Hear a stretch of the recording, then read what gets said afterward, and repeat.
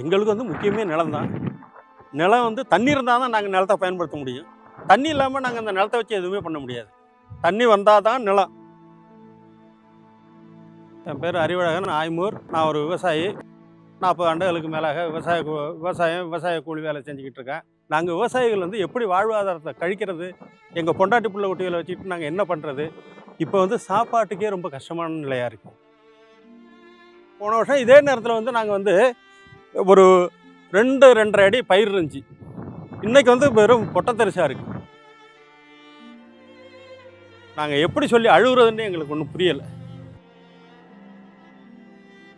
எங்களுக்கு வந்து மேட்டூரில் ஜூன் மாதம் 12ஆம் தேதி திறக்கப்படுற தண்ணி இதுவரையிலையும் திறக்கலை.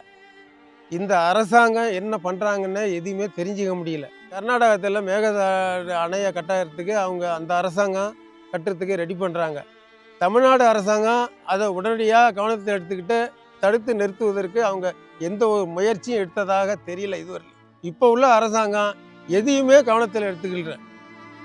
இதுவரையிலையும் நாங்கள் போராடி எந்த பயனும் இல்லை, எந்த முடிவும் இல்லை. எங்களுக்கு தேவை, எங்களுக்கு விவசாயத்துக்கு தண்ணி திறந்து விடணும். இந்த வருஷம் வந்து ஜூன் 12 தண்ணியும் திறக்கலை, மேட்டூரில் தண்ணி இல்லை. எதையும் சொல்லி புரிஞ்சுக்கிற முதலமைச்சராகவும் இல்லை நமக்கு. அது மேகதாதுல அணை கட்டினா நம்ம தமிழ்நாடு வந்து சுடுகாடாகவே மாறிடும். சுத்தமாக தண்ணியே வராது இங்கே. அதாவது காவேரி தண்ணி வந்து தாய் மகள் உறவு மாதிரி. இது வந்து அந்த தண்ணி வந்தால் தான் நாங்கள் வந்து எல்லாமே தண்ணியில் தான். தண்ணி வந்தால் தான் நாங்கள் குருவை பண்ணுறது, சம்பாதளிக்கிறது, தாளிடுன்றது, குடிநீர், ஆடு மாடு அனைத்துக்குமே அந்த தண்ணி தான். எங்களுக்கு வந்து ஊற்று தண்ணி இந்த பக்கம் வந்து ஊற்றி தண்ணி இல்லை. காவேரி தண்ணி வச்சு தான் நாங்கள் வாழ்க்கையை நடத்திக்கிட்டு இருக்கிறோம். அது இல்லைங்கும் போது ரொம்ப கஷ்டமாக இருக்குது. கஷ்டப்பட்டு தான் இருக்கிறோம் இன்ன வரைக்கும். நாங்கள் முன்னரில் அரசு வந்து போராடி எங்களுக்கு தண்ணி வாங்கி கொடுத்தாங்க. வாங்கி கொடுத்து நாங்கள் வந்து 2 போகம் 3 போகமும் நாங்கள் நல்ல விளைச்சல் இருந்துச்சு எங்களுக்கு. நெல் எடுத்து வச்சேன், குருவை தெளித்து பயிராக இருக்க வேண்டிய டயம். தண்ணியும் இல்லை, ஒன்றும் இல்லை, வறட்சியாக போட்டு எல்லாம் வண்டு வந்துட்டு. அதனால் இப்போ தூத்திக்கிட்டு இருக்கேன். நல்ல 100 நாள் வேலையும் இல்லாமல் போயிட்டு, 100 நாள் வேலை இருந்தாலும் மக்கள் வந்து ஏதோ அந்த வருமானத்தை வச்சு அவங்க 100 நாள் வேலை செய்கிற காசை வச்சு அவங்க குடும்பத்தை பார்ப்பாங்க. இப்போ அதுக்கான வாய்ப்பும் இல்லாமல் போயிட்டு, முன்னாள் முதல்வர் கொடுத்த 1000 ரூபா ஊக்கத்தொகையை வச்சு தான் இப்போ உள்ள கவர்மெண்ட்டும் கொடுத்துக்கிட்டு இருக்கு. அந்த பணம் ஒண்டி தான் இப்போ மக்களுக்கு வந்து வருமானமாக இருக்குது. இந்த விவசாயத்தை நம்பி சார்ந்திருந்தோம். விவசாயத்தில் வந்து எங்களுக்கு இது மாதிரி எல்லாமே போட்ட முதலீடுக்கு ஃபுல்லாக கருகி போச்சு. கீழையும் தண்ணி இல்லை, மேலேயும் தண்ணி வரல. இந்த அரசாங்கமும் அது மக்கள் இந்த நிலையை அவல நிலையில் இருக்குன்னு சொல்லிட்டு எங்களுடைய குறைகளை கேட்குற முறையில் யார் வந்து எந்த நாதியும் இந்த திரும்பி பார்க்கல. கடை என்னங்க தள்ளுபடி, கடை தள்ளுபடி.